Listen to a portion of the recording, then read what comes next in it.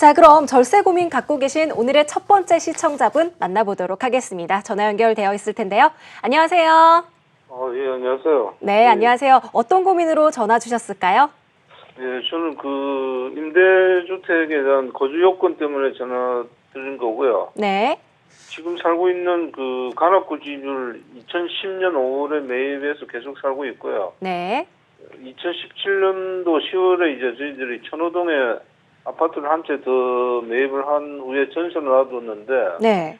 그 전세가 이제 2019년에 만기될 쯤에 이제 임대주택 비과세를 받으려면 거주해야 된다는 그 내용을 알아가지고요. 네. 작년 12월 말에 이제 급하게 장기 임대 등록을 했고, 네.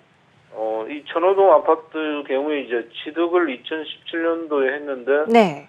나중에 이제 임대 기간이 끝난 시점에서 2년 동안 거주 기간을 채워야 되는지, 예, 그거를 좀 여쭙고 싶습니다. 네, 전화 잘 주셨습니다.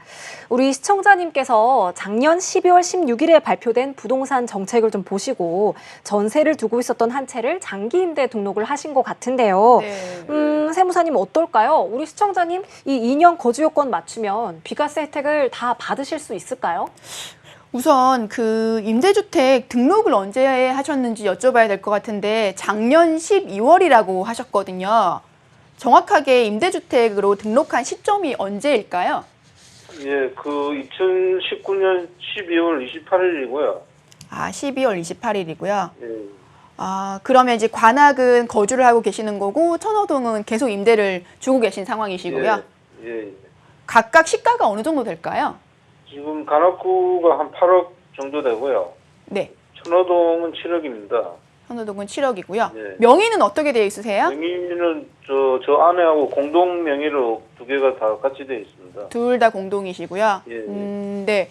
시청자님 같은 경우는 이게 지금 여기는 관악에 있는 집은 거주를 하고 계시는 거고요. 네. 얘는 지금 임대를 하셨기 때문에 우리가 흔히 알고 있는 거주주택 비과세나 임대주택에 대해서 비과세가 가능한지 특히 이 건에 대해서 물어보셨는데 작년 12월 16일에 부동산 대책 안정화 방안이 발표가 됐었어요. 그때 발표된 건에 따르면은 원래 거주하던 집에 대해서는 임대주택이 있어도 팔 때 주택수에서 합산하지 않아서 비과세 되는 게 있고 네. 요 집에 대해서도 임대하는 거에 대해서 세제 혜택을 주는 부분이 있는데 거기 부분이 이제 1세대 1주택 비과세를 할 때 조정 대상 지역 내에 주택을 취득하면 8회 대책 이후에는 지금 2년 거주 요건이라는 게 들어가 있어요. 네네. 근데 지금 정부에서 12월에 발표할 때 이 부분을 조금 더 체크를 했던 부분이 있는데 네. 임대주택 사업자로 등록한 사람들은 거주하지 않아도 비과세를 받는 게 불공평하다라고 해서 네. 지금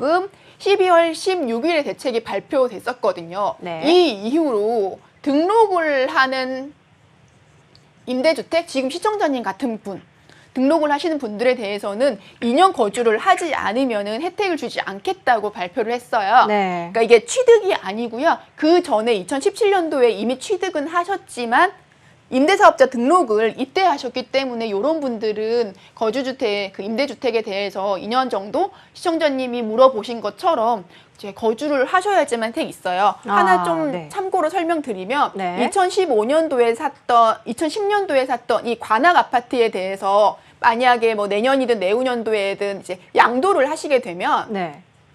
그때는 비과세를 받을 수 있어요. 이 2017년에 샀던 이 주택이 있음에도 불구하고 비과세 요건을 충족하시면 비과세를 받으실 수 있으세요. 네. 문제는 얘를 또 비과세를 받고 싶은데 얘는 그쵸. 나중에 할 때 거주를 2년을 하셔야 되고요. 아하. 요 비과세 혜택을 받았던 이 기간에는 혜택을 전혀 못 받으시고 네. 요 양도한 시점부터 최후 양도한 요 시점까지만 비과세가 되세요. 그러니까 아. 보유를 만약에 이렇게 길게 했다면 위에 거주하는 집에 대해서 비과세 혜택 받는 여기는 과세가 되고 비과세 혜택 끝난 시점, 한 개 주택이 있는 시점부터 양도하는 시점까지 네. 그때 거주도 2년 하시고 하면 이 부분에 대해서 혜택을 주기 때문에 지금 시청자님뿐만 아니라 다른 분들도 헷갈려 하시는 분이 있어요. 네. 거주주택 비과세뿐만이 아니라 임대주택에 대해서도 비과세를 받으시려면은 최초로 되고 나서 이후 부분에 대해서 비과세가 되시고 요거는 과세가 되는 경우가 있기 때문에 본인이 해당 대상이 되시는지 안 되시는지에 따라서 세금이 달라질 수가 있어요. 네. 그렇기 때문에 거주 요건도 반드시 체크를 하셔야지만이 예상보다 많은 세금이 나오는 거를 피하실 수 있으니까 요거는 꼭 주의하셔야 될 것 같아요.